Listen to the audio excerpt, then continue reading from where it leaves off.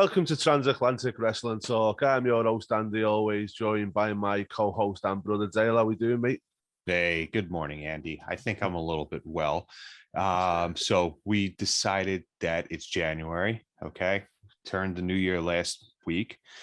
We now decided to venture into the wonderful year of 2005. Now, I'm trying to think. At that point, Dale was 20 years old. So what couldn't Dale do? Dale could not legally buy a drink. I know that was different for you guys. Andy was 20 years old and Andy was getting absolutely bladdered at that point. This is a tale of two cities and a tale of two shitties. So, but we ventured into probably one of my favorite, I'd actually put it as my top Royal Rumble ever. And I'll get to reasons why when we get to that match. But Royal Rumble 2005. This is when storylines were storylines. And this is when you had amazing things and outcomes come and happen. You had some shortcomings with some matches on the undercard, but Andy, take it away. So, yeah, the first thing that I noticed on this one, we're going to do Royal Rumble 2005 today. Great pay-per-view. Now, I hadn't watched this pay-per-view in a long time. I remember watching it live, but, you know, over the years, you kind of forget what goes on. And the first thing that got me straight away was the opening match. And I just thought, that's a WrestleMania headline match nowadays. Do you know what I mean? You know, in any area, that's a really solid match. And I was just thinking to myself, like, back then, they were really putting a solid, like, opening match. And Edge versus Shawn Michaels, I don't think the actual match was amazing. And the finish was a bit, obviously it was a bit screwy. But all in all, it was like, Edge versus Shawn Michaels opening a pay-per-view. It's going to be a good pay-per-view straight away, don't you? Yeah, like you call it. And now this is at the point in Shawn Michaels' career where people are calling him out. And you'll find out later on what this leads to. But people are calling him out for saying, like, you know what? You're taking up the spotlight, old man. Let's get you out of here. Like, they want to put you off the pasture, which is funny because he ends up doing the same thing with Ric Flair a couple of years later. But it's just successful matches. Like this match is just, Edge was at another level at this point. He didn't become a world champion at that point up until, I guess, the next year. Actually, later on this year, I believe. Yeah. So this is when Edge is just this way. And actually, people could also say the same thing about Michaels, too. Just a great back and forth, heel Edge, babyface Shawn Michaels, religious Shawn Michaels. Just what an awesome match. We forgot to mention the dark match was Maven versus Rhino, and Maven won. Sorry, yes, it was. Yeah. I bet I didn't even see that match, but yeah. I saw Maven at a nightclub working the door in Manhattan. Yeah. What was he like? I didn't go to look at me. You think I go to clubs? I saw him there though, and I go, Maven. I was walking the street. I go, Maven, and he looks up and he's jacked, and he's just like, oh hey.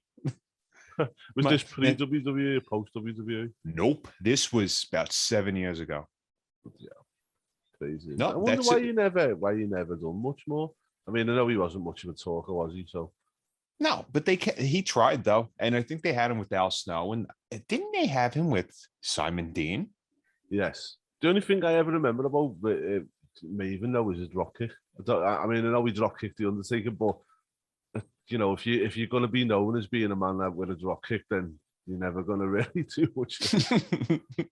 Yeah, it's like the guy that has the nicest handwriting, but he still fails every test. That's what it comes down to. Yeah. But Edge beats Shawn Michaels in this one. Just an awesome. It was a very long match, but it didn't feel long, man. Just watching them. No. Great storytelling, wasn't it, in the match as well? Yeah. And actually, after the match, you see some sort of back and forth where you felt like both brands were at war with each other. And that's something that you and I loved, because it's like, well, who's going to go over to SmackDown and fight them, and who's going to go over to Raw and fight them? I'll tell you one thing that I loved on the promo on this one as well was the opening segments, the opening promo, where it goes, Raw and SmackDown presents the Royal Rumble. And I was like, it felt better, didn't it? Yeah. It certainly made up for the invasion angle that just was crap. that nobody could do anything about. It was very hard to do anything about that. So instead, when somebody would go from Raw to SmackDown and interfere with a match or something like that, there must have been a good reason for it, and B, you would actually see like really, involved storylines for it. So you would see Eric Bischoff and Teddy Long, basically at this point they were petitioning to get Teddy Long off SmackDown, which was something I forgot happened. So did you see the bit of the promo where Carlito tries to get Batista to sign the petition, and he goes like, "Did you see me shove that thing up him? Yeah, I can do that with your little Batista." He goes, "Okay," swallows his apple. yeah. And I liked where Christian goes, "Hey, Teddy, I just signed a petition for you to get off SmackDown." All right, and I sent you that promo. And it's probably one of the funniest things that ever happened on WWE TV, where Christian actually, this is when he was in the best. And I think AEW should turn Christian Cage heel right now. And they could do it. I think they could do it right now, and they should. Yeah. But he was going up against John Cena, while picking balls, and he did a freestyle rap. John Cena turned around and went, "Hey, Burt Reynolds, how are you doing?" To Eric Bischoff.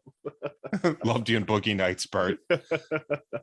This is Cena at this point was just, and then Christian was just a great heel. These whole backstage segments with the numbers was, for me, it was a good idea. It was fun as well. The only thing that makes me laugh is like, they take the balls, they look at their own numbers, and then they go away, and it's like, well, how do people who are regulating this know what's going on? Do you know what I mean? But that was only a small thing. The good thing is, as I said, in these whole segments, even the bit where Eddie Guerrero hugs Ric Flair and robs his number, do you know what I mean? It's like, you don't have that anymore. Instead, you have artificial characters coming in there. Like, what are we going to see? We're going to see Montez Ford grab a number and start shouting, like, or we're going to see Riddle come in there and be like, "Dude, look what I got." I mean, that's kind of funny. See, do you know what would be good with Riddle straight away, where you just said that, and it just made me think, is like, if Riddle got like number 30 and someone like, I don't know, someone comes over to him and says to him, "I'll swap your number 1 and a box of sweets for your number 30. And Riddle's like, "Yeah, man." Something like that. It'd be quite funny. I don't have a problem with that. Randy Orton coming over like, "Riddle, what are you doing? You had the best number." And he's like, "Ah, man." Yeah.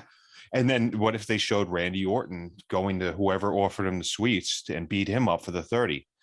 They don't know what they're doing anymore, unfortunately. No. Look, they hired how many writers, and you and I just wrote just something in our eyes that would actually make a lot more sense for a viewer. Unbelievable. But the best part of these was knowing that people were drawing their numbers, and the interactions that you had between the two brands were fantastic. Next. All right. So we went from a high point. We're going to go down low. Well, anyway, Edge got the win here with the roll-up, didn't he? Holding on to the ropes, classic heel stuff. One thing that I did like as well is when Edge was on his way out of the out at the end, and he was like, "Give me my title now. Give me a title now." Do you know what I mean? And I like the little subtle bits like that. But yeah, as you say, go on, away to you, because I don't even really want to describe this. We here at Transatlantic Wrestling Talk would also like to say that The Undertaker was one of our favorites ever, probably one of our favorites, and the whole. This was not a good match. No. This went on for way too long. And I'm talking about, and God bless John Heidenreich, we are talking about the Undertaker versus Heidenreich casket match. There was so much. Just in case he couldn't say it before the match, John Heidenreich did multiple times say he doesn't like caskets. Nobody likes caskets, John. Exactly. And that's why, sir, I took notes for this match. Okay. Away you go. All right. So you started off correct. Now, you and I, we don't consult each other on the notes. So when you and I talk, it's the first thing is the truth. It's honesty. We never say anything. Okay. So I'm going to go over my notes for this match. Heidenreich is afraid of caskets because apparently these are something that most people like. Entrances are weird. Druids with the caskets, then Heidenreich, then Undertaker. Weird. One of the Druids was in the 95th percentile of WWE wrestlers as far as size goes. motherfucker was huge. Mm-hmm. Shoot, fight, dead man is weird. Never understood it. Yeah. Where did it go wrong with Heidenreich? Okay. This was a high point. Fun interaction between Snitsky and Heidenreich. Snitsky is a charismatic Mike Sharp. There are 3 refs ringside for this match, meaning Jimmy Corderas, Charles Robinson, or Nick Patrick tried to work double overtime tonight. Taz explains the strategy of not going by the casket to win. This match is slow as hell, and the MMA taker isn't good when those types of matches happen. The double vertical suplex on Taker was badly botched because Heidenreich didn't hook his arm around Undertaker. Look at the landing. He lifted him up like this. Love when they mingle Raw and SmackDown, brings an element of what if. There's another 5 minutes left of this match after the Kane and Snitsky angle. I don't know who this match killed more, the casket or the crowd. Brilliant. Thank you. Great notes. Okay, I'm going to go through my notes now because I've got my notes on this match, okay? Right, you ready for this? Oh my God. Okay. When Undertaker has Snitsky in his chokehold move, he looks like he's just dry humping his arm. And Snitsky or Heidenreich? Heidenreich.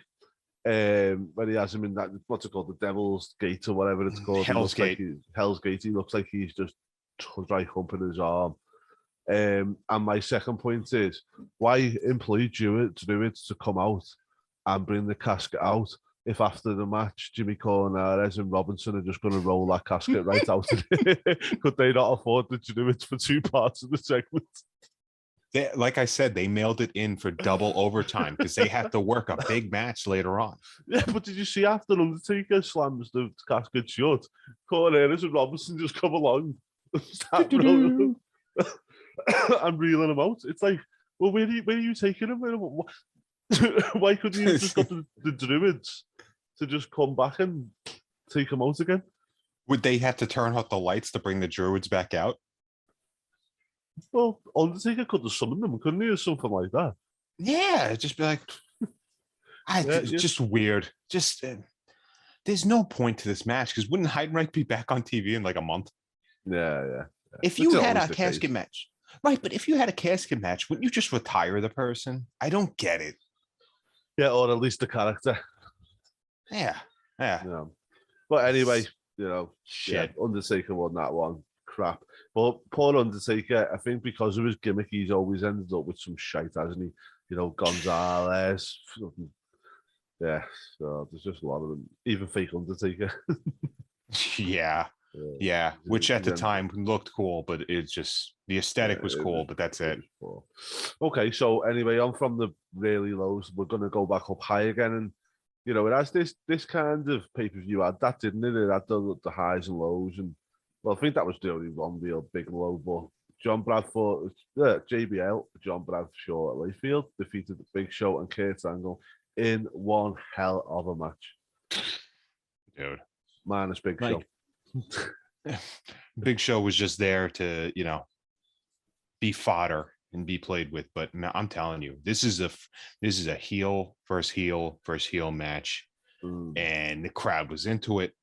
You and I talk about how amazing JBL is. This was just awesome. And I hope people look at a match like this and realize the dude could go. He was one of the best out there just at his time. It's just awesome. How can you not like JBL? Maybe just the character and the person. Do you know even the finish to this match? I'll talk about the finish first because I thought it was so good. Where Orlando comes out and he picks up JBL and he throws him in. And JBL doesn't even, he's wobbling about as though he doesn't know where he is.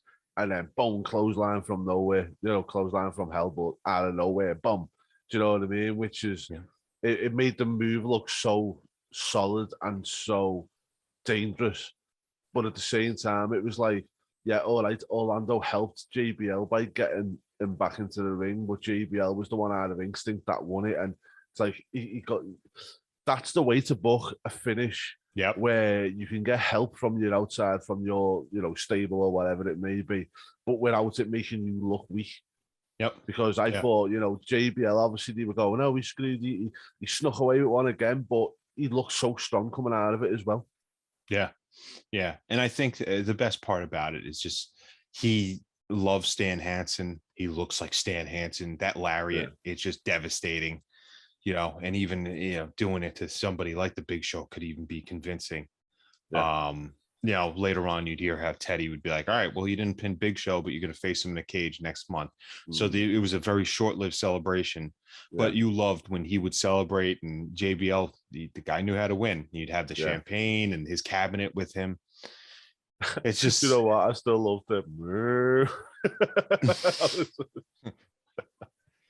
They act like there's cows in New York too. Because remember, he was then self-proclaimed like Wall Street guy too. Yeah. Which is a true story. I know, it really is. I just loved the whole, like, with the limo with the bull horns. The whole character was just class, wasn't it? And do you know how I know that character's so class is? Because a lot of the time I forget about the APA or the Acolytes or whatever else he's been in. I kind of forget about all that because the JBL character was so good. Yeah. Well, look, you got to realize something else too. They had him as the APA, and then Paul E fired them. Paul E fired Farouk. Yes. And then he's like, I think you could be something else. And look what Bradshaw became. Yeah. Just... Yeah. So it was awesome. Great match though, man. Yeah. It's just a great match. It was a great match. Apart from the only bit that I didn't like, but it did make me laugh, was Big Show putting himself through the table. Where he got... He wanted to help people look good, but then he just made himself look bad sometimes by doing that. Yeah, I mean, with that one there, it just looked like always teetering. But then the thing with Big Show is, I think sometimes you used to try to do things too quickly. He used to over-exaggerate things, and sometimes when you over-exaggerate to sell, it plays off well. Like The Rock, when he used to get hit with the stunner, and he'd oversell, that was perfect because it was brilliant and it made the move look great, and it, all the rest of that went with it. But like this here, he gets hit and he's teetering, which is fine, but then he jumps to fall back into the table, and it's like, you take that jump out of it, and it's a good little segment. Yeah, so it's the over-embellishing thing. Good spot, yeah. It's like that. There was no need to put that jump into it. Just that little wobble, and then the fall would have been great. But the fact that you had to throw that little hop into it, it's just like it wasn't needed. It's like if you combine him with Ray Phoenix, you'd have a very perfect work rate type of person. Yeah. I hope Ray Phoenix gets better, although that guy needs to slow the fuck down. Excuse me. One thing I will say as well is, in this, I've looked at this matches. One, the weight of Big Show, he's massive. Massive, too big, far too big. That's why he couldn't wear any belt around him. Yeah, because it would be shortly after this where he would have the United States title too. Yeah, it just him holding a belt, holding it differently, but him having actually wearing it as a struggle. You would need two belts. Let me just see what I've wrote about Kurt Angle here as well. Oh, Kurt Angle's look like a fetus. He looks really, really rough. Yeah, he looks. Do you know one thing with Kurt? You can tell this is probably where he's really hammering the prescriptions and that, because how yellow did he look back then? Yeah, Perk Angle. Very yellow, which tells me that he's abusing his bloody his kidneys and that. Bless him, Which was sad. Yeah. It's really sad because now that you know what went on afterwards when he left WWE. Not long too distant after this, was it? Might have 2 years.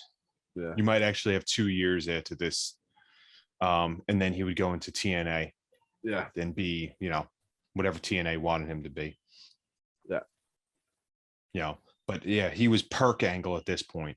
Yeah. but he was intense. That's what it was. He was intensity at this point, and you could just see it. The guy sweats when he eats. It was amazing. Yeah, he actually left in May 2006.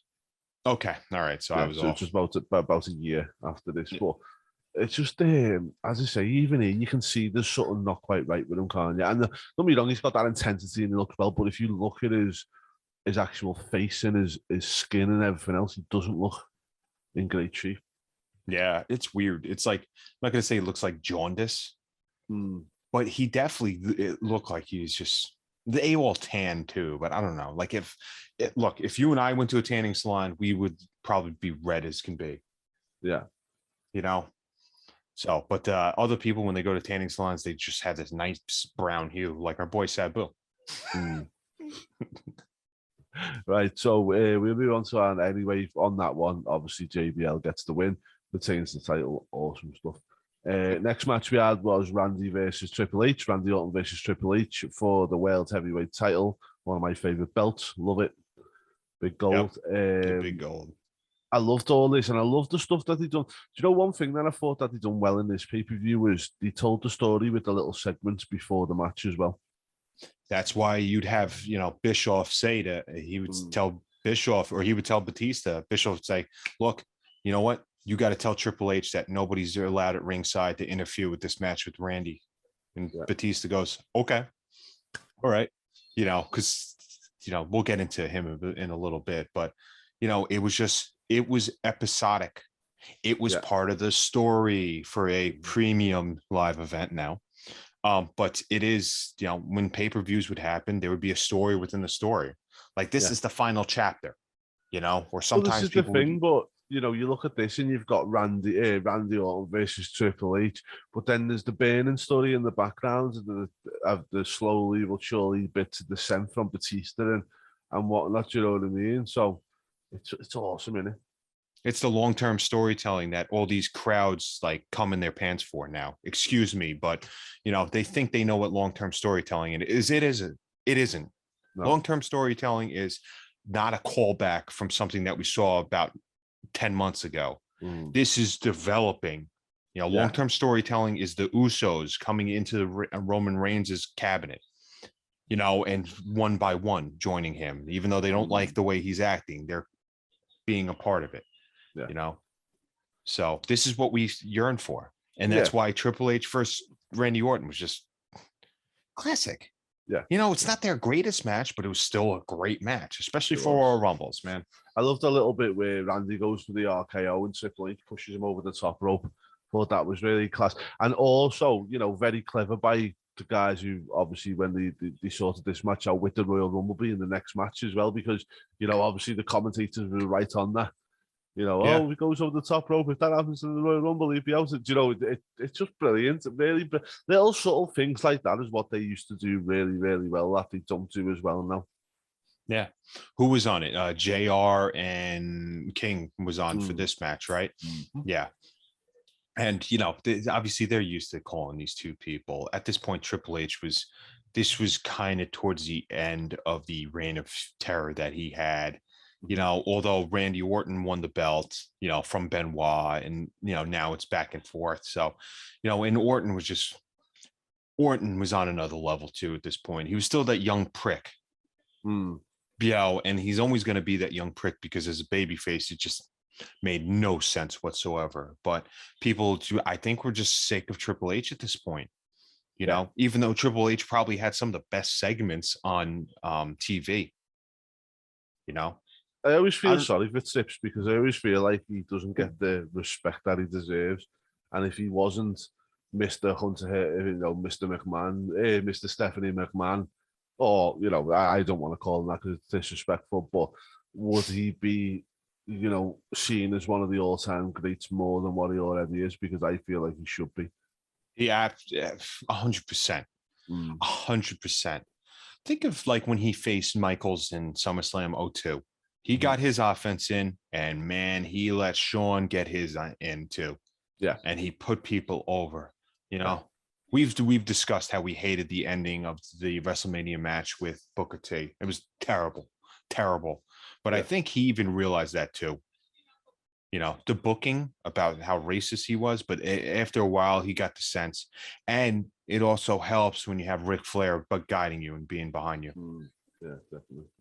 Well, Triple H wins that one. It was about a 20-minute match, huh? These matches were all up there in time too. It wasn't like, here's a 5-minute match. No, they took time to tell a story. Yeah, they did. And we're not talking about the 4 commercial break matches that AEW has either. Because anyway, we stopped doing those shows and now we're doing these shows. Yeah. We stopped doing the modern day content because we wanted to do something a bit more fun that we actually enjoy and we actually enjoy picking out. So that's why we do these, isn't it? Absolutely. You know what? And rather than this week in wrestling, nothing happens. Look, and no offense to AEW Dynamite, they're doing the right thing with things, but I don't need to see Orange Cassidy every week. I don't need to see that. Meanwhile, you got Jay Lethal sitting there. No. Well, as I say, both companies have got problems at the moment, haven't they, in different ways, which is just frustrating the life out of me. But maybe we'll revisit another our last week in wrestling some point soon. But anyway, on to the Rumble. So I'm going to give you a little bit of a trivia here. Who was in this Royal Rumble match for the most time? The most time? Is it? I'm going to call him Lord Voldemort because we do not speak his name, correct? Yeah, Mr. Benoit. It was. Yeah. Good show. Now, okay, and who got the most eliminations? Stop looking. Looking. I'm not looking. This is one of my favorites. Oh shit! No, come on. So it would probably be longest duration. Yeah. Although Batista had quite a run, right? It was Batista. You're correct. Yeah. I was going to also say Guerrero. Yeah. Well, no, Guerrero was second. Oh, okay. All right. Yeah. So Batista had 6 and Eddie Guerrero had 4. So I'm going to list off the first 10 people that entered the Rumble because just the people in this Royal Rumble just brilliant. So number 1 was Eddie Guerrero, 2 Chris Benoit, Daniel Puder, number 3, Hardcore Holly, number 4, number 5 the Hurricane, number 6 Kenzo Suzuki. Number 7, Edge. Number 8, Rey Mysterio. Number 9, Shelton Benjamin. And number 10, Booker T. Some class names in that, isn't it? I mean, Kenzo Suzuki.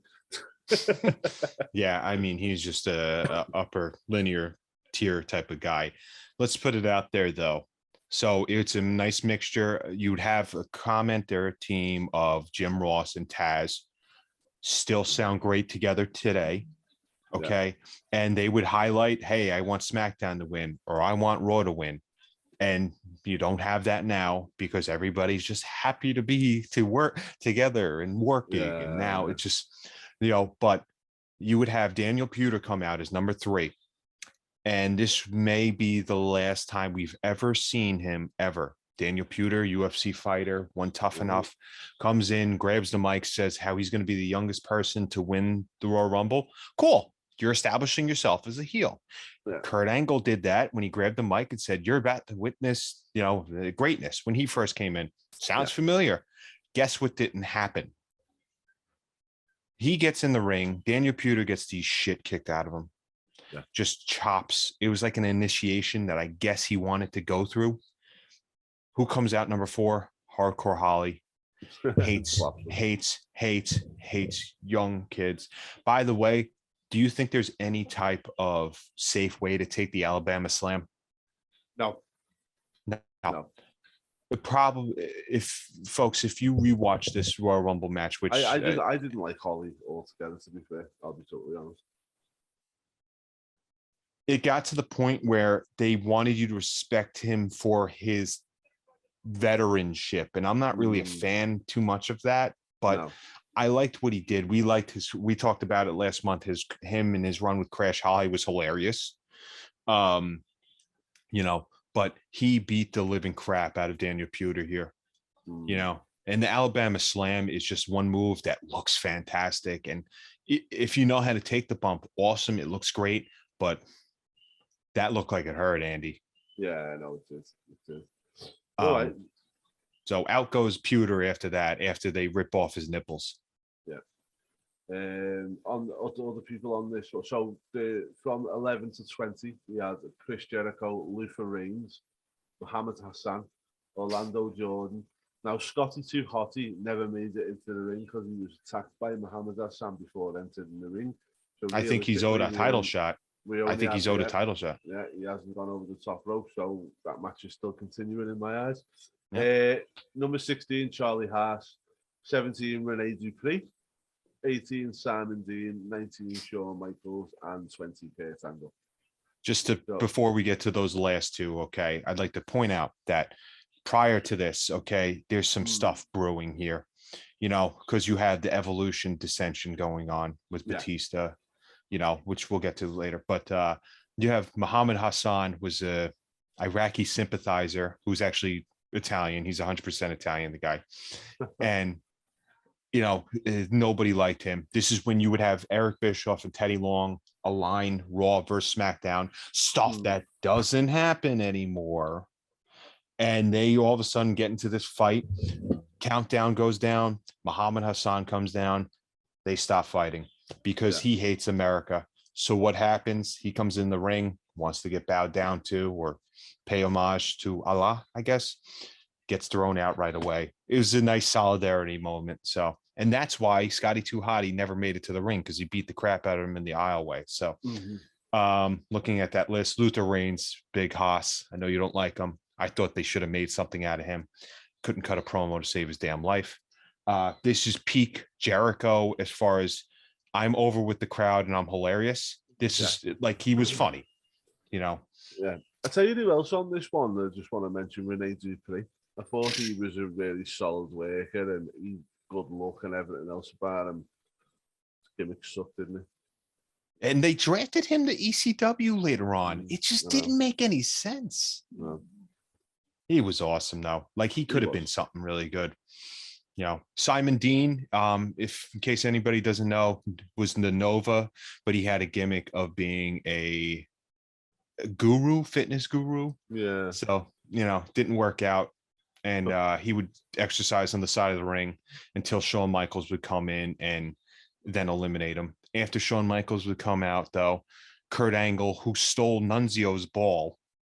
We were talking about how, you would pick your entrance. He would steal Nunzio's ball and said, what are you going to do? Fight me for it? Kurt Angle went in there, killed everybody. Yeah. Right? At that point. And then Michaels ended up super kicking over the top rope. And what would that be? What would that start, Andy? That would start at one of the best angles that we've seen between them two. Yep. Yeah. And the promos after that, leading into a match into WrestleMania. Just a sexy kid. Sexy Kurt, sensational Sherry comes out and sings. And there was actual legit alignment of heat, because you had Kurt Angle at that point sitting there going, hey, look, while I'm winning a freaking gold medal with a broken neck, Shawn is coming from the rafters winning WrestleMania, took my whole spotlight. You can't make that stuff up. No, it literally happened. Yeah. And this is, and this just aligned to be one of the best matches ever. I'll say it, ever. Yeah. It really was. So after that, we had number 21's entrance, Jonathan Coachman. Then we had Mark Jindrak. Never really got why Mark never done better than what he did. I know he was a brat. Yeah. He looked like he could be something good. Do you know what I mean? He really did have like good package. He was in Evolution. Remember, he was the guy in Evolution. He was. And then it all went wrong, didn't it? Yeah. Viscera. Next. He was number 22. 23, sorry. 24 was Paul London. 25, John Cena. 26, Snitsky. 27, Kane. 28, Batista. 29, Christian. And number 30 was Ric Flair. What a list right there, because you have a mix of everything. Okay. The way that they've placed these as well, though, is like you've got, in the top 10, you've got Edge, Booker T, Chris Jericho, who for me are the big, Eddie Guerrero, as well, and Benoit. So 4 out of 10 are really, for me, top stars, yeah? Yep. Then in 10 to 20, you've got Booker T. Oh, no, sorry, Chris Jericho was in the other one. Booker T, Chris Jericho, and Shawn Michaels and Kurt Angle. So again, 4 really top stars. Then you look from 21 to 30, you've got Ric Flair, Batista, Kane, John Cena. I'd say are the 4. Snitsky. But again, it's still the rule of 4, isn't it? In every one of them top, in them counts of 10, there's 4 of them that are really top stars, rather than banging them all in one go. So they've really, they've got the kind of weighting right here, I think. Yep. Yeah. And right here, first off, like there were 2 people that you pretty much knew were going to win. Okay. Yeah. So you had Batista and you had John Cena. Okay. Batista was, let's face it, guys, he was over. And this was probably him descending from Evolution. He would do the famous, who am I going to pick? You would have this spot, the thumbs down, come out there. Probably one of the biggest natural pops that you could ever get, and just that's long-term storytelling. The fact that he does not like Triple H anymore. Triple H talked down to him in the beginning of the pay-per-view, and Batista's wants to go his own ropes, and Flair is saying, hey, Big Dave, you got to work with us here. It's just awesome. Cena, again, parallels. You have parallels between those 2 guys. Yeah. It's amazing. And I'd also like to point out that one of the best spots ever in a Royal Rumble took place between Snitsky and Paul London. Do you remember that clothesline that Snitsky did? Yeah. Now, hold on. Let's put it out there. I love Snitsky. Yeah. I love the Gene Snitsky character. Okay. It evolved from... comment. Okay, look, it evolved from kicking a baby, and now he's just a fucking maniac. And you mean to tell me him versus Kane wasn't a fun little program? Yeah, it was all right, yeah. Okay, okay, fine. That's fine. You know what? Do you know what I thought you were going to say with the segment? Is the last 2 in this Royal Rumble were John Cena and Batista. Now, the next time they ended up in the same ring in the last 2 of the Royal Rumble, come one of the greatest ever segments that never meant to be. Oh, geez. All right. Well, I'll get right to there. But yeah, and we had a nice promo from Christian onto Cena. Tyson Tomko was there, and Christian got obliterated. These always happen in one match. Viscera was the big man that nobody could get over.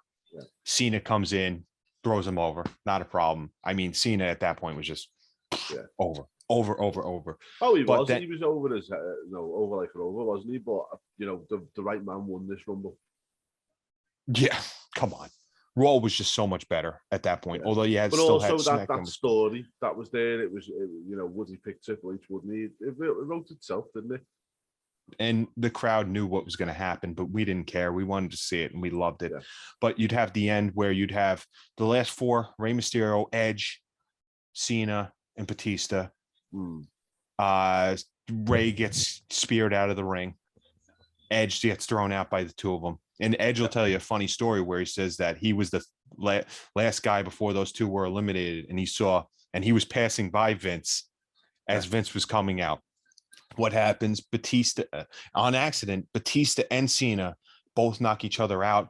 Yeah. If you watch it, Andy, did you try to see who dropped first? I couldn't see whose feet touched first. You couldn't tell. No. Well, that was 15, wasn't it? But as I say, this was the first time they come into the ring together. It was great, and obviously, I think Cena was meant to win that next one, wasn't he?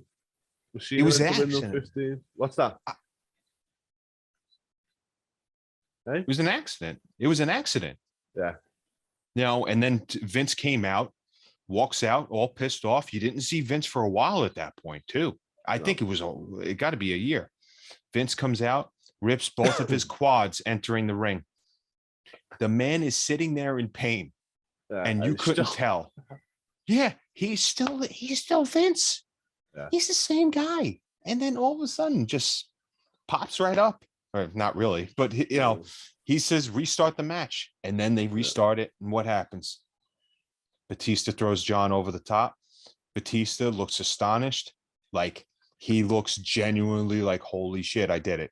Yeah. Like it's one of the most authentic looks you could have. Cena's out there. It just, we go about it, and this is why it's my favorite, because it's just natural storytelling, and you created just great angles in there. I mean, Edge was just fantastic throughout the match. Yeah. Like seeing Ray go underneath Edge's feet, crawling under, and Edge getting pissed off in the middle of the match. Like this stuff, you can make this natural occurrence in these heat spots, and this is what they did. Well, as I say, it was one of the best things ever, and the way that they done it on the fly was just awesome. But we got to where we needed to be in that after that one, which was Triple H versus Batista. Another thing that you've got to say in this one, which is quite significant, is the fact that it was the end of Evolution, pretty much this, or the beginning of the end for them.